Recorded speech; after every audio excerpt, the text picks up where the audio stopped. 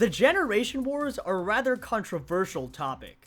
It's actually quite shocking how divided Pokemon fans are when it comes to choosing their favorite generation. The fan bases for each gen are quite frankly massive, and you can make the argument for any one of them being the best. Which is exactly why Pokemon is so great, and the generation wars is such an awesome topic to discuss. We're really lucky as Pokemon fans to have a franchise that gives us phenomenal games year in and year out. In fact, I would go so far as to argue that the Generation Wars is an indication of just how good each gen of Pokemon really is. As such, today I'm here to honor the success of the Pokemon games throughout the years and count down the generations from worst to best. However, before we get into the countdown, there are a few clarifications I want to make. For starters, I'm not going to consider the remakes in ranking these games whatsoever, since it would be a bit fair to Gens 1, 2, and 5, which didn't have any remakes. Secondly, this list is partially or perhaps even mostly built from personal opinion, and while I tried to be as objective as I possibly could, it's impossible to cut out personal bias entirely. Just because I put a gen lower on this list does not in any way mean that I hate it.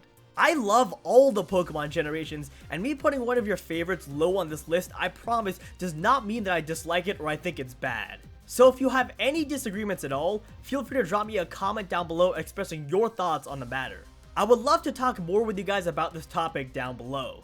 Anyways, without further ado, let's go ahead and get straight into this countdown. Number 6, Generation 5. It really hurt to have to put Generation 5 last on this countdown because I actually really love the Gen 5 games. To name a couple of awesome things about them, for one, the games actually introduced some phenomenal new Pokemon such as Chandelure, Haxorus, Zekrom, and much more. A lot of people love to hate on the Gen 5 Pokemon designs for whatever reason, but for the most part, I feel like this hate is pretty unwarranted.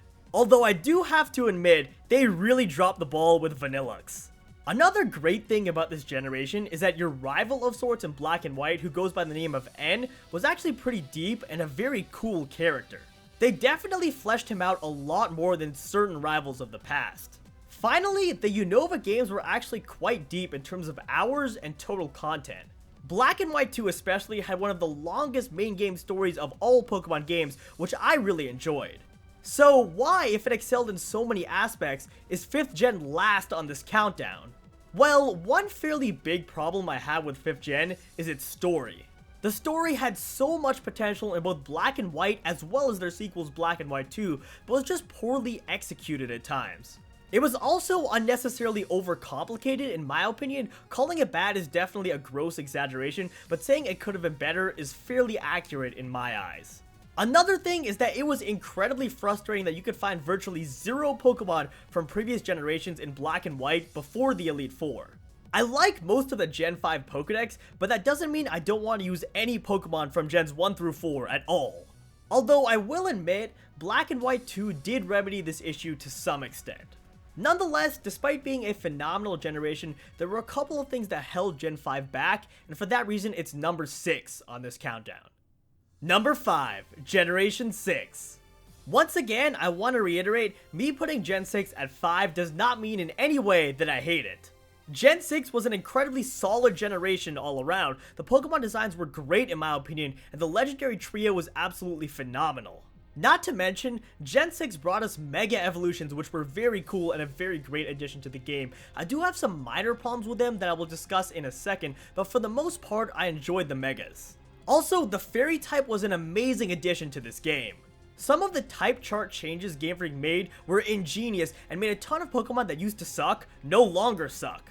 Finally, while stuff like this definitely isn't the end-all be-all in Pokemon, in terms of visuals and graphics, few would argue that this gen is easily the best. So why isn't Generation 6 higher? Well, my biggest problem with the games is that at times they felt a bit bland and a bit shallow. Specifically, Kalos was a bit of a boring setting when compared to some of the previous regions. Additionally, there weren't nearly enough new Pokemon introduced in Gen 6. A lot of people say that Game Freak introduced too many Pokemon in Gen 5, which caused the quality of the designs to suffer a little bit, but I completely disagree with this point. One more thing is that while Mega Evolutions were certainly pretty cool, I think Game Freak misused them a little. Specifically, I'm referring to the fact that not a single old generation Pokemon got a normal evolution. Houndoom, for instance, could have just gotten a normal 3rd stage evolution instead of a Mega evolution, but for whatever reason they gave it a Mega instead. Just because you're introducing a new evolution mechanic doesn't mean that you need to use it on every single Pokemon that you want to give an evolution to. Oh, and don't even get me started on what they did to Mega Gyarados. I love most of the Mega Evolution designs, but them turning my favorite Pokemon into a shrimp is quite frankly unforgivable. Finally, was I the only one who thought that Team Flare was a bit forgettable? I mean, even the evil teams I've disliked from the past have at least stuck with me, but Team Flare didn't have that same effect. I guess I just couldn't really immerse myself into the conflict with Team Flare as much as in previous games, which took away from how much I enjoyed them, unfortunately. Even still, these are rather minor problems in what was undoubtedly a phenomenal generation. In many ways, Gen 6 was a step in the right direction, and for that reason is in my eyes a massive success. Number 4, Generation 1. Okay, so before you guys crucify me for putting Gen 1 this low, let me explain myself. Then, once I've explained myself, you all can go ahead and crucify me. Me putting Gen 1 at 4 does not mean at all that I hate Gen 1. On a personal level, these games mean so damn much to me and carry a lot of good memories with them. Let me go ahead and start with the good here.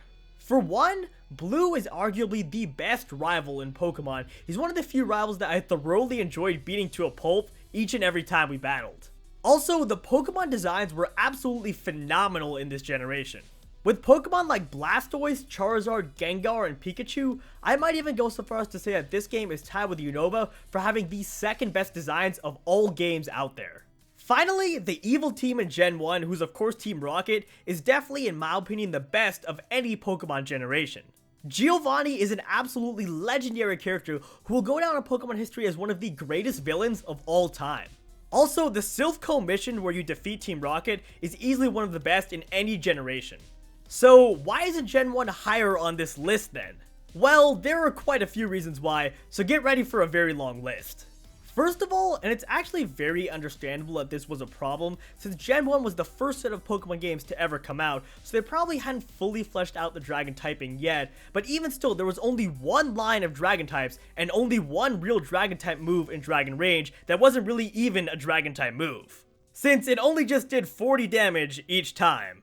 Also, without Dark types, Psychic types were really overpowered. To name one more thing, having a single special stat was, in hindsight, a bad idea.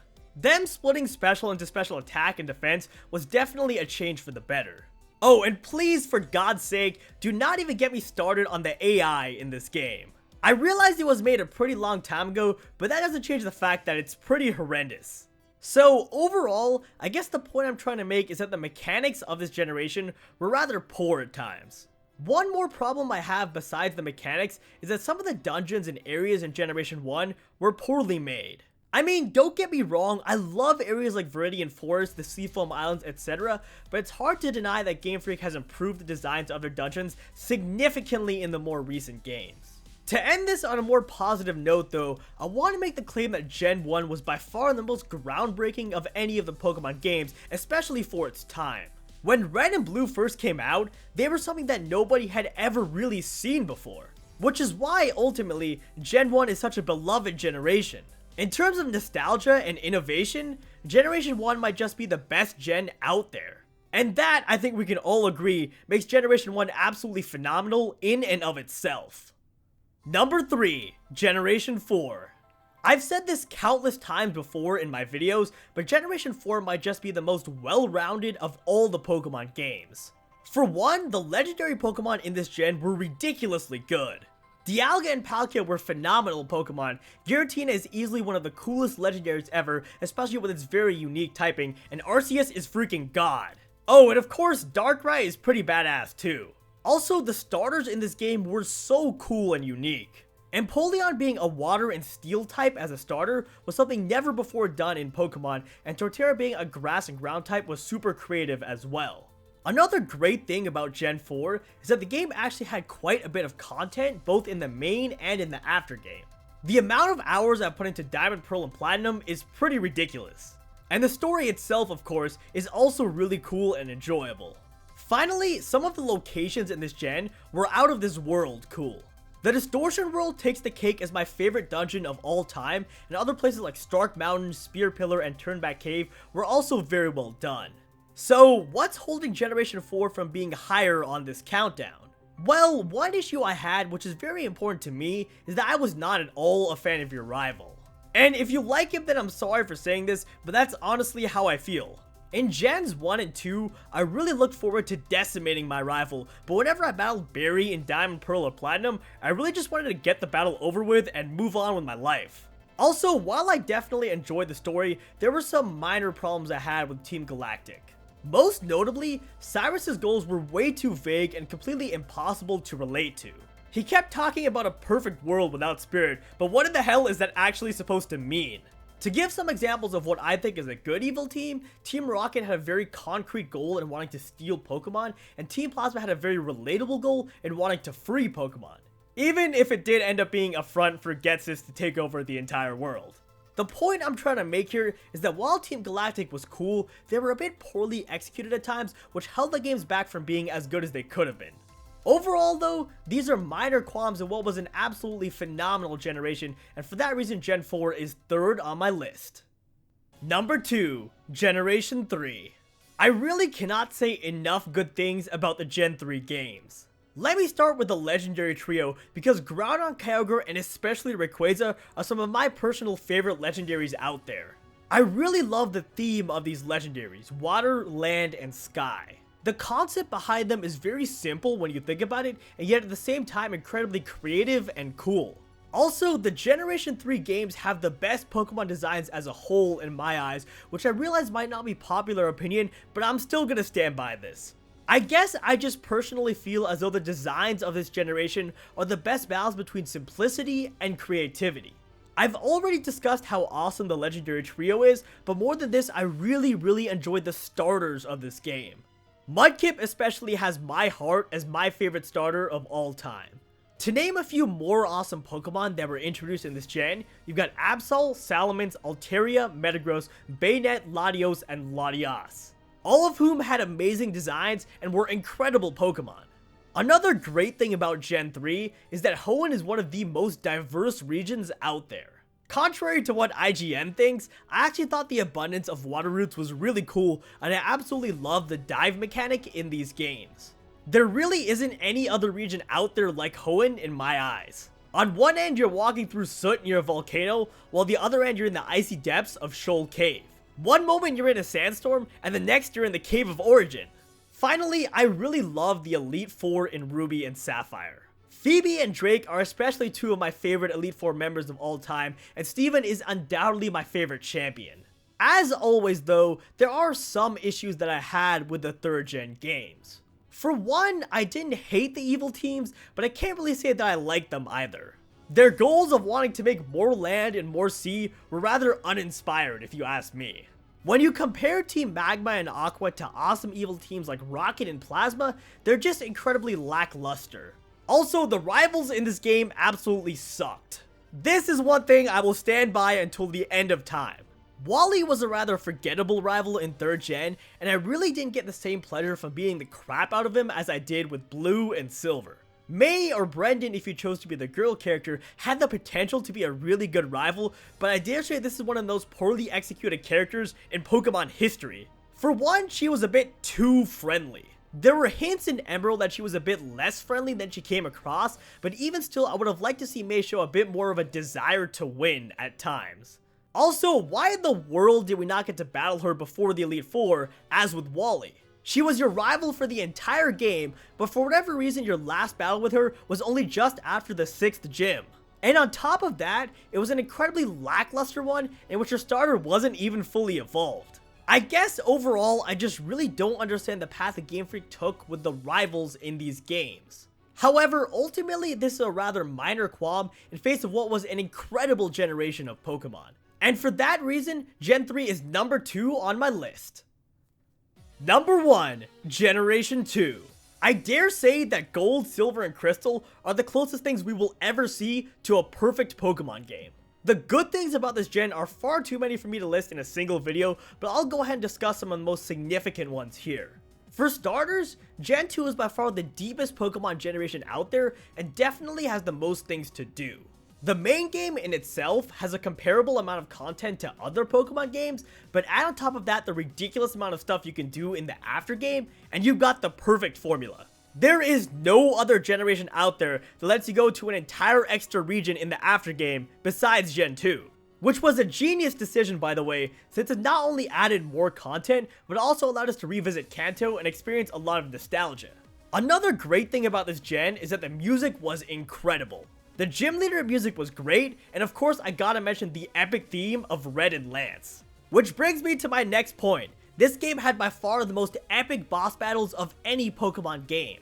When battling against Red and Lance especially, I really felt drawn into it more so than any other boss battle out there. There were hardly any lackluster moments in Gen 2 once things started ramping up, which isn't something I can necessarily say about all the generations. The Pokemon introduced in this gen were also some of the best, with all-out beasts like Tyranitar, Houndoom, and much more. Speaking of which, the introduction of Dark and Steel types was ingenious, and a lot of the changes made to mechanics such as splitting special into special attack and defense was a really good move by Game Freak. Finally, to round things out, your rival in Gen 2 was really cool. There was nothing more enjoyable than beating Silver to a pulp in these games. Really, the only major qualm I have is that I felt Team Rocket was a bit lackluster. And by that, I specifically mean that Giovanni really should have been in this gen. It was very anticlimactic to have things build up to his return, only for it not to happen. I just didn't quite get the same sense from Rocket in 2nd gen as I did from 1st gen, and to be brutally honest, Team Rocket just wasn't all that cool in Gold, Silver, or Crystal. That's about the only true qualm I have though, and otherwise Gen 2 is an absolutely amazing generation of Pokemon. Perfection is a word that I've never and will never use to describe a game, but Gen 2 might just be the closest thing we will ever see when it comes to Pokemon. And for that reason, it's number 1 on this countdown. Well, alright folks, that is pretty much gonna do it for this video. As always, if you enjoyed, be sure to drop me a like down below and subscribe to my channel if you haven't already for more Pokemon videos in the future. Also, be sure to let me know your thoughts on what you think the best Pokemon generation is. I would love to hear your thoughts down below in the comments. Otherwise, I hope you all have an awesome rest of your day, and I will see you in my next video.